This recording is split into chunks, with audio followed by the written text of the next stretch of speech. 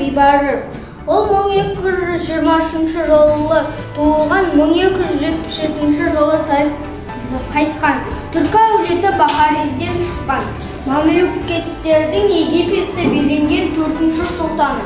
Оны тарихи шығармаларда бейбарыс деп атайды. Оның шыққан тегі Қыпшақ. Араб елдердің 1001 түнмен қатар қоятын халық романы Бейбарыста оның әкесі Жамақ, шешесі Әйек деп олардың нақты есімдерін атап көрсеткен. Бейбарыс өмір бойы Қыпшақ тілінде сөйлеген. Алдыңғы Азиядағы араб тілдес халықтармен тілмәш арқылы түсінген. Ол қарапайым құладан мемлекет билеушісіне дейін көтеріле алған. Бейбарыс Жамақұлы 1223 жылы туды, 1277 жылы дүниеге келген. Түркі әулеті Бахриден шыққан, мемлекеттер Египетті билеген 4-ші сұлтаны.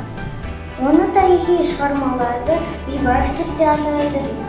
Оның шыққан тегі Қыпшақ. Соңғы зерттеулер бұл дәмандықтың түйіні шешіп бейбарыстың Қыпшақ тайпасының бері шығуына шыққан атақты әулеттің тұтқалы екенін анықтауға мүмкіндік берді.